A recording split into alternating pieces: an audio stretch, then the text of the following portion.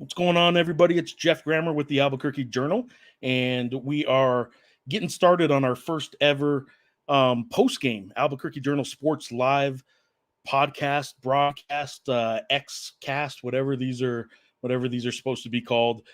We are, I guess, simulcasting, if you will, on both here on X and also on the Albuquerque Journal's YouTube page. I am in the wonderful home surroundings of my home, while Albuquerque Journal football beat writer Sean Reider just got done with some post-game interviews at University Stadium. He will be joining us here momentarily, and when he does, we will recap what just happened at University Stadium. I mean, a lot went on, obviously, some good and some bad.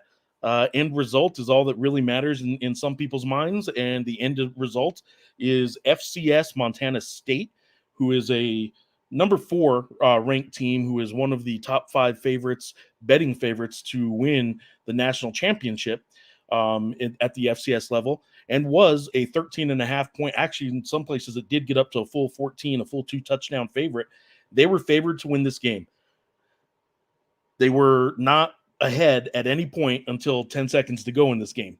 You can look at that as progress for a Lobos team that nobody around the country expected much out of. You could look at it as same old Lobos if you want.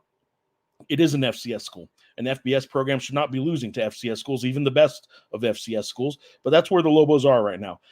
We will talk about some of the good that came out of this game for the Lobos, some of the key plays down the stretch in that fourth quarter in particular that really cost the Lobos this game. I think a lot of people that watched the game either in person at University Stadium, the announced crowd, by the way, was 17,000 and some change.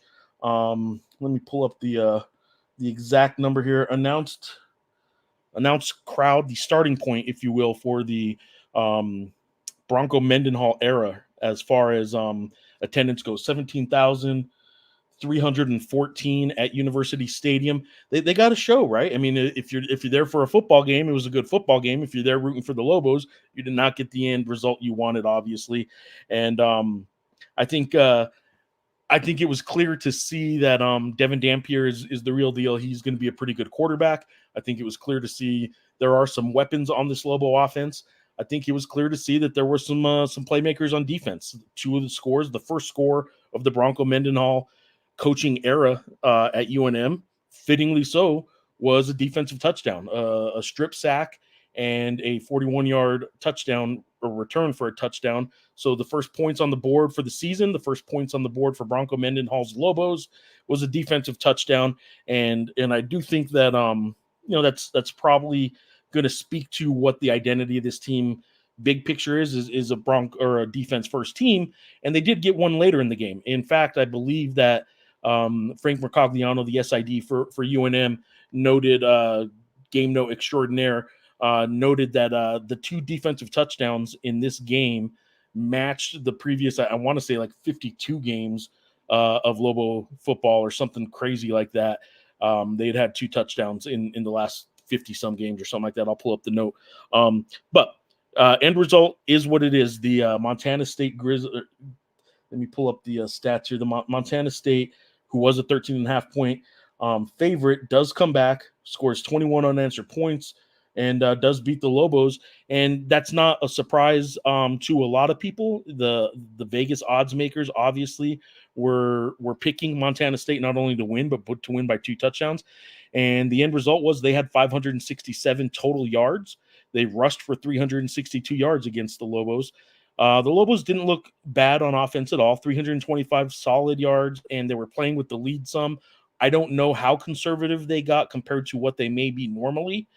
They did look, frankly, a little vanilla in the second half offensively, but I don't know how much of that is what the Lobos are. We're still learning about this team, so I don't know how much of that is what the Lobos are, and that how much of that was they were up at one point 31-14 on their home field, thinking, okay, let's just milk some of the clock a little bit. Let's do that. So we'll learn more about this team. I do think Devin Dampier has the feet to do some damage on the ground. He showed that today. He did have a nice long touchdown run, but he also has the arm to do it. And they frankly can't use him on the ground a whole lot because if he gets injured, if he gets hurt, then maybe we're talking about a whole new kind of offense, right? So they need to preserve him a little bit. I'm going to pull Sean Reider onto the stage right now. He is done with his post-game interviews. He is still at University Stadium, and I have a fan on over here that I should turn off. So Sean, first of all, welcome back. I haven't gone through the scoring summary yet. I'm going to pull some Fox Sports college football tweets to show the touchdowns as we go through them. Before we go through a scoring summary, give us the main takeaway from that post game locker room, or the post game press conference room rather.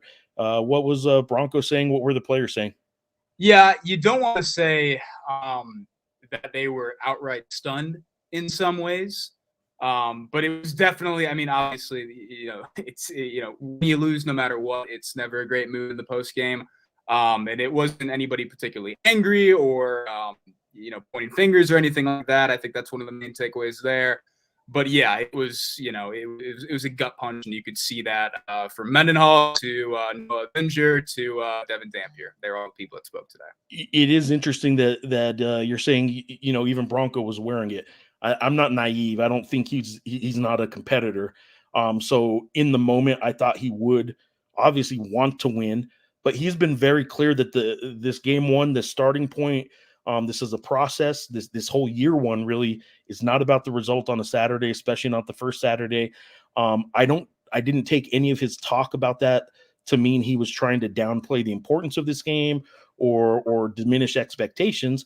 I believe him. And in the big picture, I don't think he will look at the outcome of this game as a huge plus or minus, really, for the direction of his program.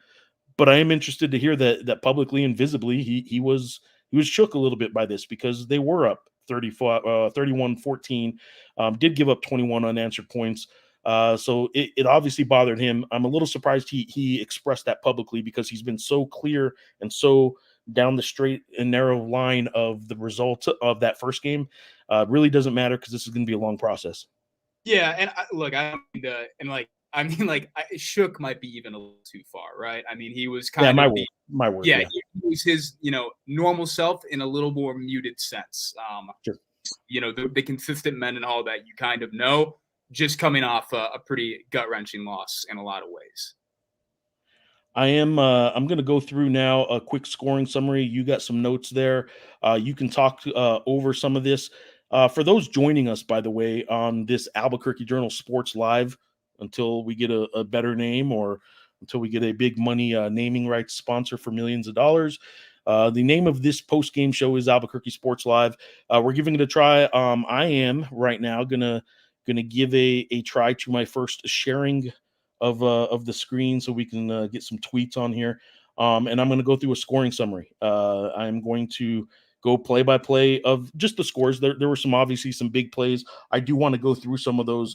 I have three plays, three kind of moments that I want to talk to Sean about after we go through this scoring summary that I think really ended up costing the Lobos the game. You can look to a whole lot of things. These are all late game things that I noted, but for now, let's go through the scoring summary and the start of the Bronco Mendenhall era. I kind of think, frankly, that it was somewhat fitting that the first score of the Bronco Mendenhall era happened to come on defense. And let's see if I can't get the the video of that right here.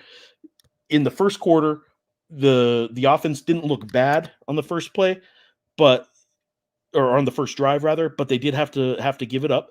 And when that happened, I do think that there was probably more than a few people in the stadium worried about what would happen. And this is it right here. 3-3-5 defense for the Lobos, and here comes blitz, a late blitz, and a sack, and a fumble, and a recovery, and it's going the other way. Christian Ellis, a touchdown.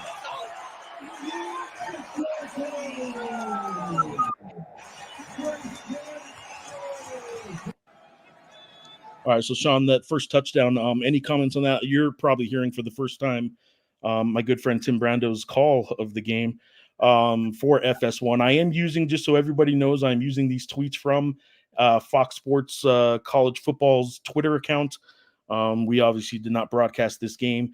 As best I can, I'm going to be using the tweets from them, but obviously you can get these highlights on any one of 50 Twitter accounts at this point, the Mountain West, UNM, Montana State, whole lot of betting sites, stuff like that. What'd you think? I thought it was fitting that the first points on the board in the Bronco Mendenhall era was a defensive touchdown. Yeah, absolutely fitting. Was it a big talking point after the game? Not quite. Not really much at all in that sense, to be honest with you. Just after everything that transpired in the second half, but definitely fitting.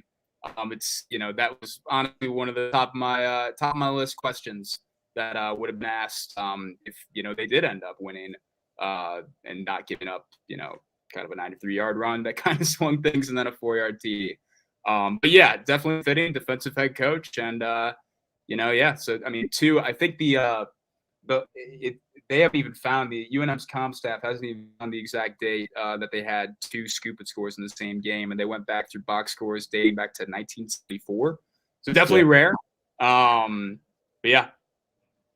I think obviously Christian Ellis is the guy who did have this 41-yard fumble return for a touchdown. I'll hit play one more time here, then we'll go to the next few scores that was an exciting and somewhat surprising first half. 3-3-5 defense for the Lobos, and here comes blitz, a late blitz, and a sack, and a fumble, and a recovery, and it's going the other way. Christian Ellis, a touchdown.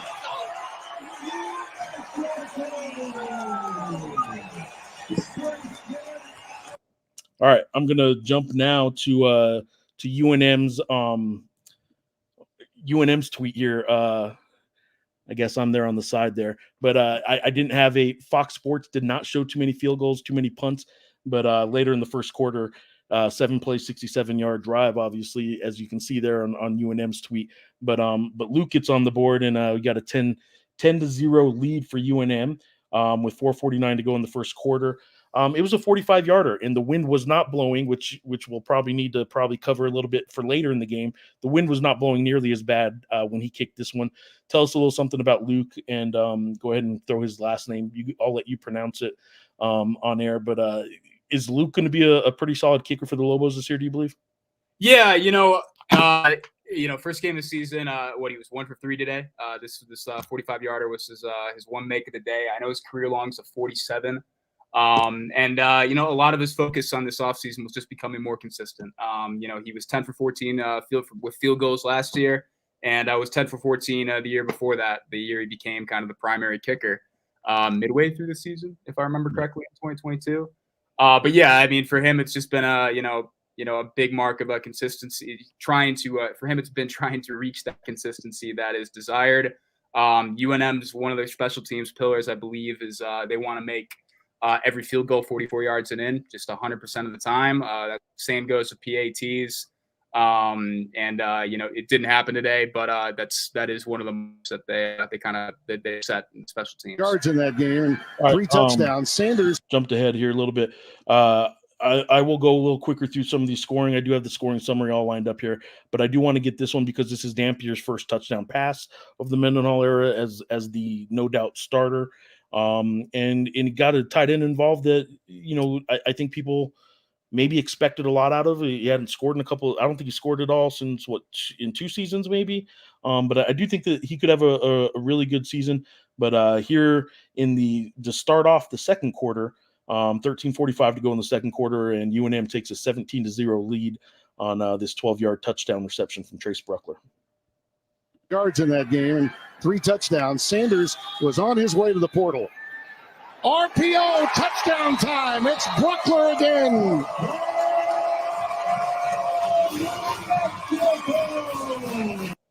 Good to see the Lobos getting the tight end involved a little bit there. Your thoughts on Trace's game?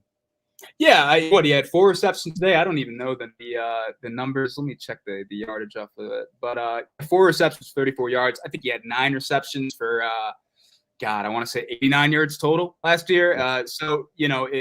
Obviously they really like Trace. Trace is the de facto tight end one. Even de facto, he is the tight end one in that room right now. He's the most experienced guy.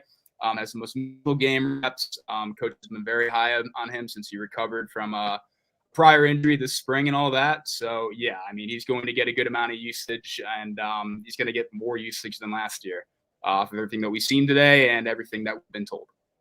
All right, so we're sitting in that stadium now, and the Lobo fans are sitting at 17-0. Things are feeling pretty good. Was there a vibe? Was there was it a relief? Was it a wait till something bad happens kind of feel? What would you say it was like at a 17-0 in the second quarter for the Lobos? Yeah, I think we're in a closed press box, so you don't get a great feel for the crowd in that sense too. But it definitely felt like people really, I think everybody in the stadium kind of obviously was lit up by that Ellis 41-yard return, and that I won't say it was a sigh of relief or anything. That it was like, okay, well, hey, they're here to play and they can play.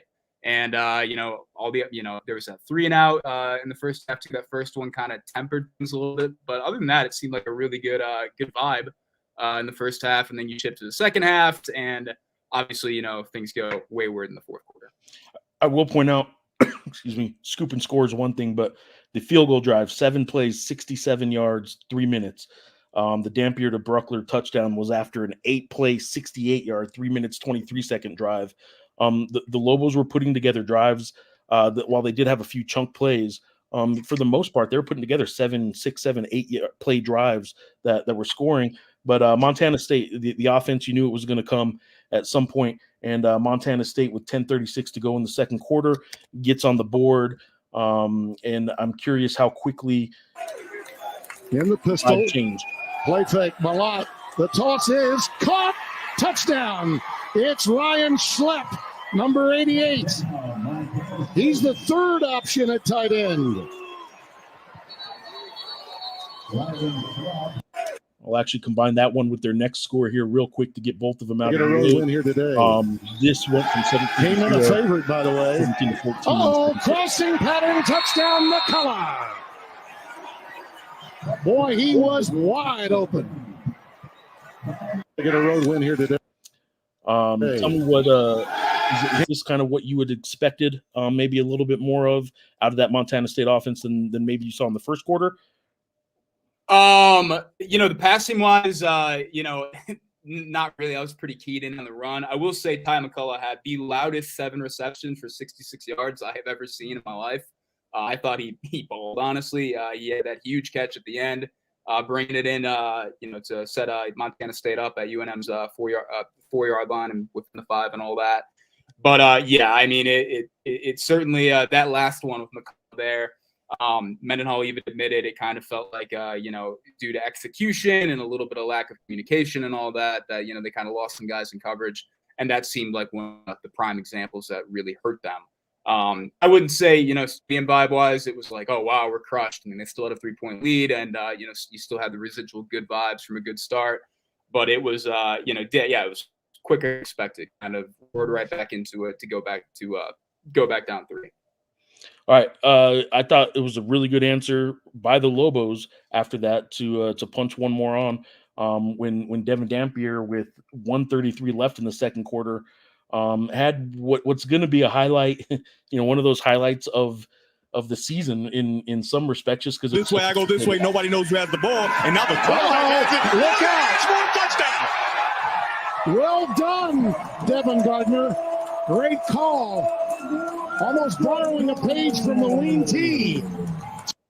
All right. Obviously, you hadn't been able to see a whole lot of their offense. They were keeping that close to the vest in the preseason a little bit. But anything about this play surprised you that they would try such a pretty risky play when you go that naked on a boot with your quarterback who you don't want to get hurt? Yeah. I wouldn't say it was outright surprising in the sense that, they've kind of prided themselves. We talked to guys in the offense about, hey, you don't know which way it's going to come from. I do want to say that was a really great sell from Dampier. Like a phenomenal sell right there. I don't know if he's getting enough credit for that sell, because that was masterful. I mean, you're looking at that right now. I mean, nobody was within 5 yards of him. It's a really good play call at the right time, and that's one thing you've heard about offensive coordinator Jason Beck. Likes to certainly take advantage of his opportunities when he's got them, and he certainly did in that spot. Last score here for the UNM Lobos was in the third quarter, and it was a It was another a defensive score. So I will play this here. I will mute it so we can talk over it a little bit. Gabe Lopez is a key to this defense, and he had the strip sack there. So what do you think about this play? And it seemed like a really good start to what you would want out of the Lobos coming out of half. Yeah, I think if there's one thing that that you really want to take, if you're a Lobo fan and you kind of want to be heartened by, is the fact that like they got a lot of pressure on the quarterback today. Was not something that happened a lot last year. They have a lot of similar guys on the interior D line, like Kyler Drake right there. Gabe Lopez is really their one edge with a ton of meaningful game experience. I mean, he played every game last year. I believe he started every single game as well.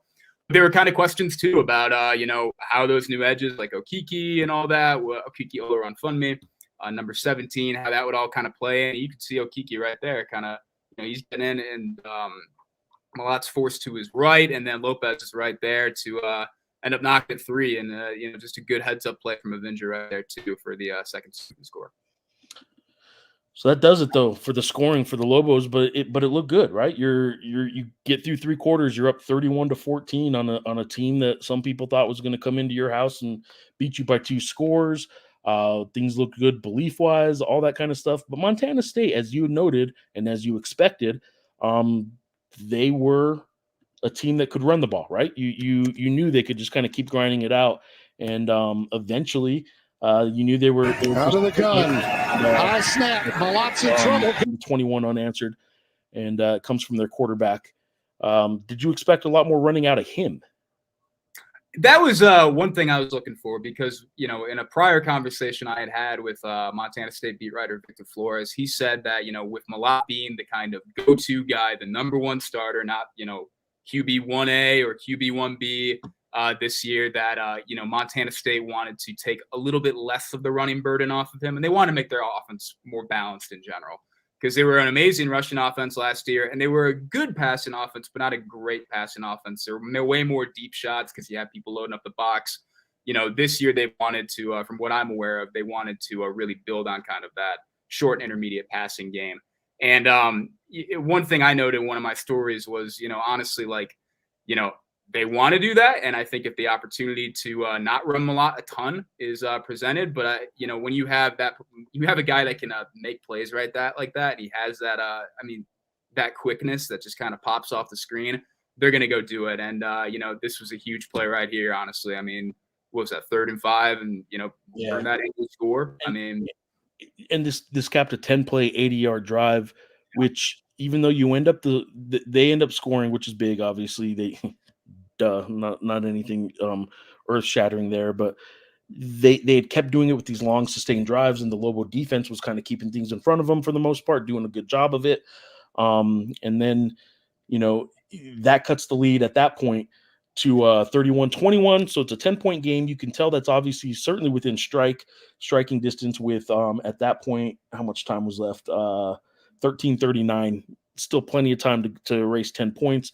But it took a little bit of time before Montana State was able to come up with this one. And I want to talk to you about this 93-yard Adam Jones touchdown play because it was one of only 2 big plays Montana State had all game.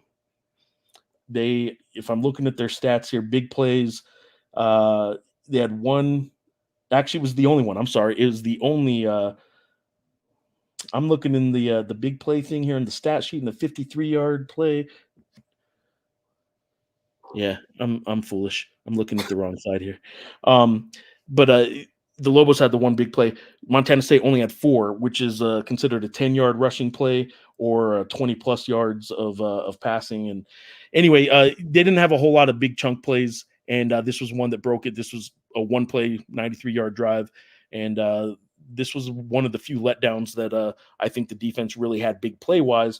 And if you go back to the 3 things that I'm marked down as to what ended up ultimately costing the Lobos the game, this was one of the 3, was this touchdown run right here. I would also say there were a couple drops. Luke Weissong, Caleb Medford both had drops at receiver that really were costly. Though Weissong, I thought, had a very good game overall. And then the missed field goals I thought were costly as well. This isn't the final nail in the coffin. This only brought Montana State to within 3, 31-28 with 4:35 to go. And of course, the nail in the coffin, I will post right here the video of, and this was after a pretty long but pretty quick drive from. Yes, he did. And only 10 seconds left on the clock, and they take their first lead of the game at 35-31. I imagine whoever was left in that stadium, the air was kind of, I know it was really windy at that point, but the wind was sort of sucked out of that stadium when that happened. Yeah, definitely. I think that's kind of the, we probably overuse as sports writers the term, the air was sucked out of the building or was sucked out of the stadium. And it definitely kind of had that feel. I mean, it absolutely stunning.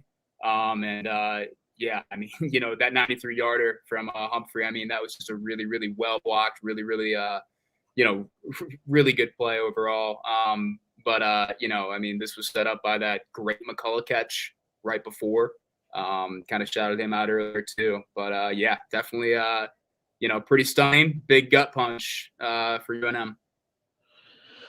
All right, Sean, those are the scoring highlights of the game. Big picture. What's the takeaway here? Again, I've prefaced it enough, and people get what I'm going for here. You could look at it one of two ways, and it kind of comes down to, I suppose it depends on who you are, right? Like, are you going to look at this as a half glass empty? Are you an optimist? What do you want to look at this final result as? And is it was today a good thing for the Lobos, or was today, because of the end result, just a bad outcome? The outcome was bad. Was today a good or a bad day for Lobo football? I think it was a good day in the sense that I don't think it's a stretch to say that there was, there was a lot of people that were pretty excited about the start of the Bronco Mendenhall era. I also think there was a good chunk of people that were maybe a bit uncertain about what that could look like. They maybe saw that they're playing Montana State, and that they were 13.5-point underdogs, and that it's just like, oh, well, I mean, it must be really tough. And they're starting with an offensive line, breaking in a quarterback that had played last year but hadn't really been the go-to guy. I mean, I think you saw it all over social media in the sense too. I mean, you had the two defensive scores, you had that great Dampier TD, that great play call. You had that 4th and 1 stop, which, if they won, probably would get a whole lot more on this kind of post-game show. It seemed like people were way more invested than they had been. That I can even remember when, there was some kind of hope last year. In terms of, when they were playing, really, I mean, I thought the hope kind of tapered off hardcore after the New Mexico State game. But I think they showed that they have a product that people want to watch. Like you said, the outcome, was not what a lot of people, not what fans, players, coaches, whatever desired. But I think they showed that they have a product that can be good. I think the negative side, if you want to look at the negative side, is that it wasn't consistent, and that a team like Montana State that is, look, it's not like if Tennessee Tech put up 362 total rushing yards, then I think that would be a really, really, really, really long season. Montana State's one of the best rushing teams in CS, which means they're one of the best teams in the country in that sense. So they just could not go up against and really stop what that team's calling card was. How much concern you want to take from that, I think that's in the eye of the beholder. But yeah, I think the positives are there, and that I saw a lot more people invested in the product, and it's a pretty solid product, but it just needs more consistency, whether it's the run defense, whether it's coverage, whether it's receiving game, whether it's quarterback play too. I mean, it just across the board. And that's one thing that Mendenhall kind of mentioned. He saw that there were inconsistencies in execution just across the board. And if you want to really kind of boil the game down to what was lost, you could probably pin on that right there. What do you think about a couple comments here on the drop passes? Again, I don't know. Let me pull up his final numbers. I actually thought Luke Weissong for the most part had a good game, but he was one of two receivers I thought that really dropped in his hands kind of passes in that fourth quarter that really ended up costing a couple drives that could have eaten a little bit more time off when the go-ahead scores with 10 seconds left. And you have a couple drives stalled because of drops. I'm curious, what do you think about those two drops? Yeah, honestly, it seemed kind of shocking in the moment. I mean, really, I think for me, it was the Medford one that kind of stuck in. That was really a hugely consequential drop. Look, it's not like those guys are going to get dropped in too deep because of this. I mean, they're going to be they're likely going to be UNM leading receivers in terms of receptions and receiving yards and receiving TDs throughout the season.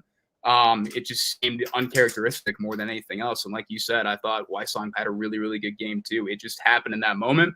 Devin Dampier, when he was talking to us after, said it was, in some ways, we just got to clean that up. We have to make sure that we're making that play in critical moments. And there were 2 critical moments that they didn't make that play. So, yeah, I mean, they're hugely consequential. At the same time, though, you could kind of point your finger back to, you gave up this much on the rushing attack, to Montana State's rushing attack. And if you didn't let Malott get around that left edge for that 15-yard TD, maybe those drops wouldn't have mattered so much if they would have just had a field goal instead. So I will do a quick skim again on these final stats.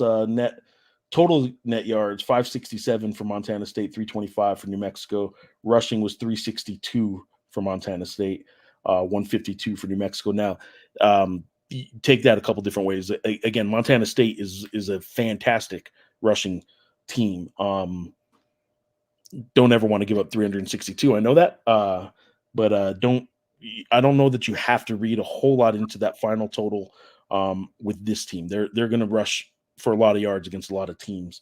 That's totally fair. Yeah.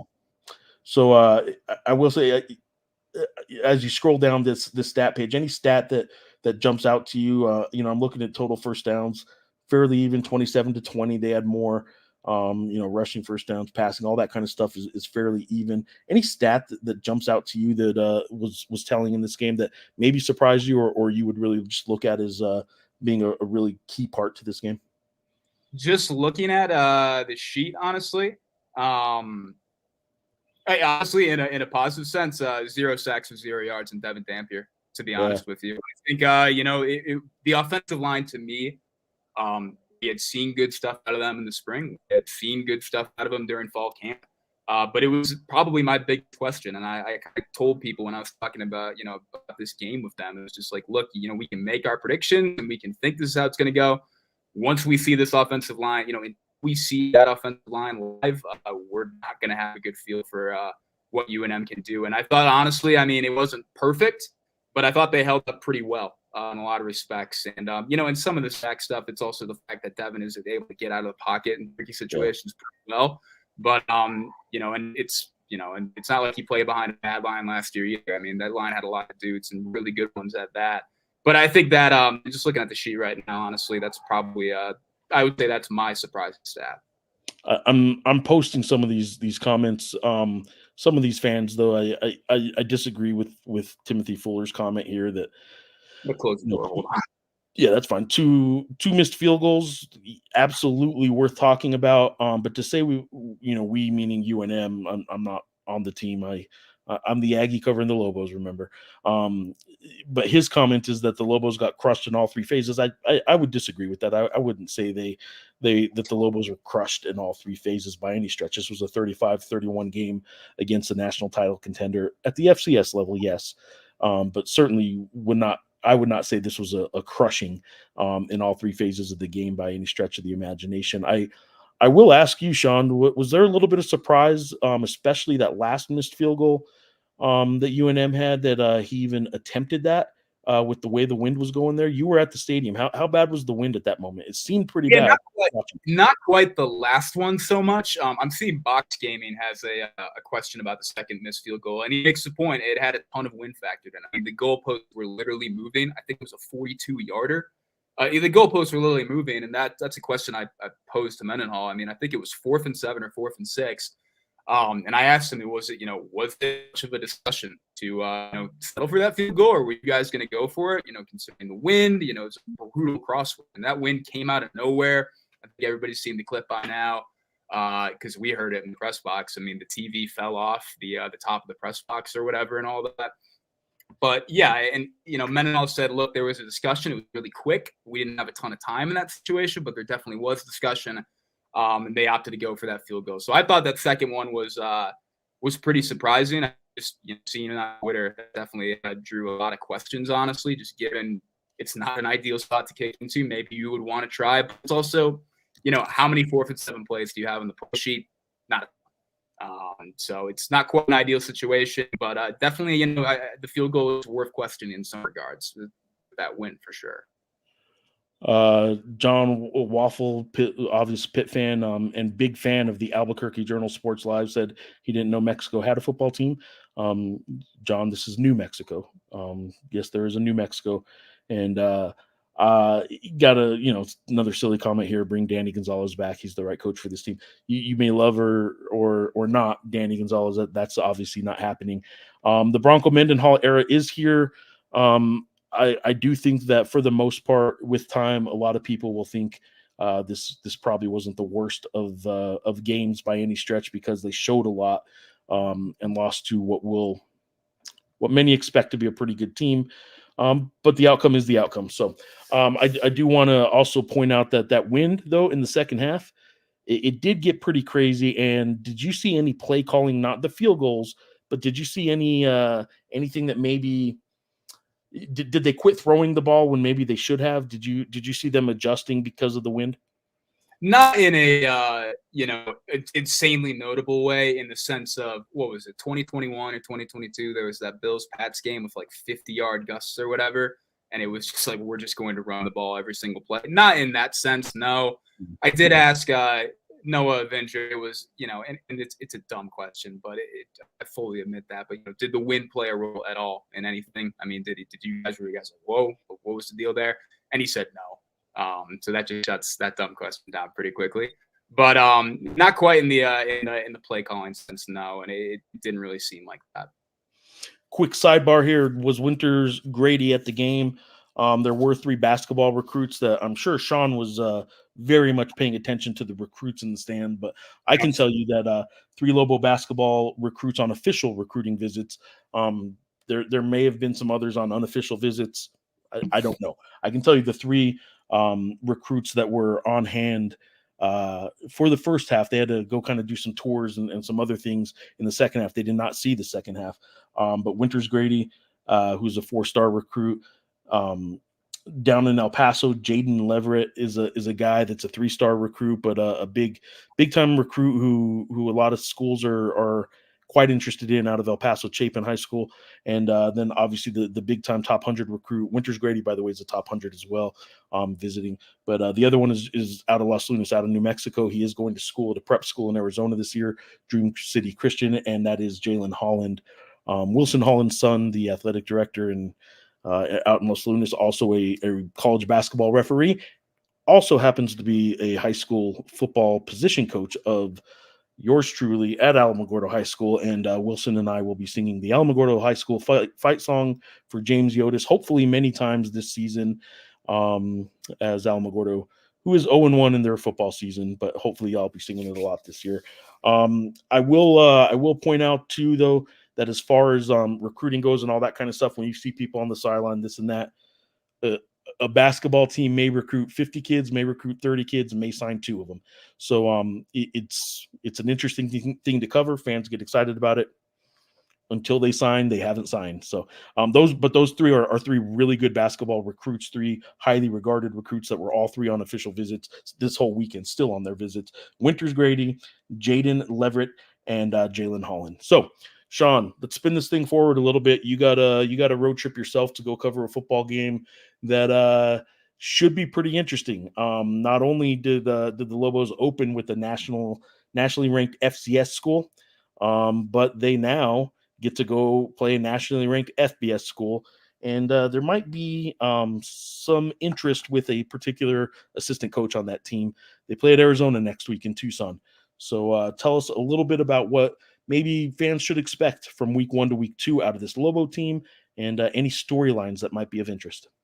Yeah, to be honest with you, I myself don't even know what to expect from week 1 to week 2 with UNM. It's a new era. I'm excited to definitely document the response and how that looks.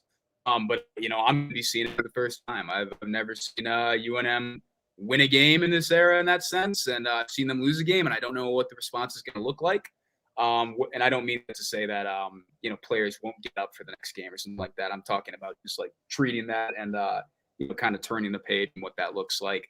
Sure. Craig's comment is interesting, right? I mean, the hole is now looking pretty deep, right? Because if you beat Montana State, I don't know what the the line would have looked for Arizona, but now the spread for Arizona. I mean, I'm not going to handicap this off the dome right now, but UNM's obviously not going to be favored. You're going to go to Auburn after a week, and then my guess is that that'll be a nationally ranked Arizona team. I'll take a stab at it, and I think it'll be at home. Will be about a 20-point spread. I think it'll be around a 3-touchdown spread. If this was a 2-touchdown spread, now that I think about it, it might be more than a 3-touchdown spread. It might be more like 24 points. Not a whole lot of games usually get too much more than that at FBS to FBS level, but who knows? I do think one game under your belt in college football means more than in a lot of other sports, but the way they just lost too, you have to see how they respond. I don't doubt that Bronco is going to be able to handle it. These are a bunch of college kids too that just lost a 21 unanswered point, kind of come from behind. So we got Craig Johnson here leaving a comment now that he sees Arizona already at 31. That makes a whole lot more sense than 21, which I initially said. So I didn't want to say it. It felt a little low, to be honest. Yeah. I didn't want to say it, but yeah, and obviously, I kind of ignore that part in terms of talking about the response. But yes, there are storylines in this game. Former UNM coach who has been mentioned multiple times in the chat today, is now the special teams coordinator over there. And former UNM starting running back who was sensational last season, I think is in line to be Arizona's starter when the Lobos take the field in Tucson. So yes, certainly interesting storylines there, and we'll see how that plays out. What would you like to see on the field, regardless of who they played? What would you like to see out of the Lobos next week that maybe you didn't see today, or more of the same? Like just to kind of have a sense of confidence that they are on the right path, that they got over this loss the way it happened. What would you think is important to come out and do early next week? I think, I don't know about, the early start and stuff like that. This feels like such a coach answer, but I think like the big thing is consistency. I mean, like they might not beat Arizona, but if they come out and they do some things consistently well, and maybe they get overwhelmed by certain aspects of of Arizona's talent and the like too, then, it is what it is to a certain degree. But I mean, certainly, as long as if you're a fan and you're looking at it, as long as they're taking the fight to Arizona and they are kind of amending some of those inconsistencies that we kind of saw today, then I think you should be heartened and all that. I right now I wouldn't pick UNM to beat Arizona, obviously, but at the same time, easier things happen. I'm not trying to open the door to that, to them beating them, but I'm trying to open the door to playing okay against Arizona. You can have a good showing in that sense too. But yeah, I mean, today, I don't believe in the whole, they needed to have this one today and all that, because, that's not really the tone that Mendenhall has taken on in terms of all this. That's, I kind of asked that Richmond question earlier in the week about when he lost to the FCS team in the country when he was in his first game at Virginia too. And he said it was a painful loss, but it's a foundational loss. And I'm expecting them to treat this one today similarly. All right, this is for some of us. I'm gonna wrap it up with this. You got some work to do, obviously, and so let's put a bow on this with this. I will say that on the bright side, for some of us that watch these games without a fan's perspective, as much as some may believe or not believe that we do this, I can tell you this: the UNM Lobos at 1-0 and against the spread standings in the whole country are tied for first place in the country against the spread. They also hit the over today in this game. So those are things I will be tracking, and I will also point out that this was the start of a process that Bronco himself even kind of acknowledges is going to take a while. So I don't think there's too much to read into this game. I think there would have been a whole lot more to read into this game had they won comfortably or lost decidedly, and they didn't do either one. I think right in the middle, which is what they didn't get the win, but a nice close game against a really good team, but still a loss is and it lends itself to some optimism, but it also still the outcome is the outcome. So I think it'll be interesting. And one other positive for Lobo fans, from Craig Johnson. The Lobos do lead the nation right now in defensive scoring. So there you go. The Lobos lead the nation. They're tied for first place in the standings in the whole country against the spread. And they also lead the nation in scoring. Thank you guys for all your comments, for joining us. We're going to try and do these, and this is our test run here. So thank you for being a part of this. And before we sign off, we're going to do a few of these, by the way, maybe during the week every now and then, but definitely going to try and do a post-game one of these every so often. And Sean, anything else you want to sign off on before we hit the end stream button? Yeah, I think to kind of build on what you said earlier, I do think regardless, I think there is a lot to take from this sense. I do kind of want to, I tweeted it out, I do kind of want to build on one of the quotes that Bronco had, where he said, when you're speaking to teams after a game, you're rarely accurate in terms of what you're assessing and all of that. We're speaking right now. I don't know how accurate we are, to be honest with you. I mean, we are very, very, very to the end of that football game. So looking forward to bringing more analysis to the table, answering any questions that people have, and thank everybody for tuning in today. Thank you, guys. Let us know. Give us some feedback, not only once we hit end stream here, but you can send both of us feedback on social media all the time. On X, many of you know I am on it way too often. At Geoff Grammer, I spell Geoff wrong, and I spell grammar wrong. At Geoff Grammer. Sean, I don't even know what he does with his handle. Remind me what county back Midwest your handle is. Tell everybody where they can get you on social media, Sean. Yeah, at Lenawee, Lenawee, Reider, Reider, because like Geoff, I spelled my first name and last name wrong as well. It's a nice little tandem we got going in the Journal Sports Department. It is good. And so thank you again for joining us. And Sean, I didn't even bring up the fact that you don't eat grapes and you don't eat blueberries. Didn't bring up any of that weird stuff. So we made it through a show without bringing that up. Until next time, thank you guys all for joining. Sean, get to work. You got a lot to do still, and good work, man. Thank you, guys. Appreciate it.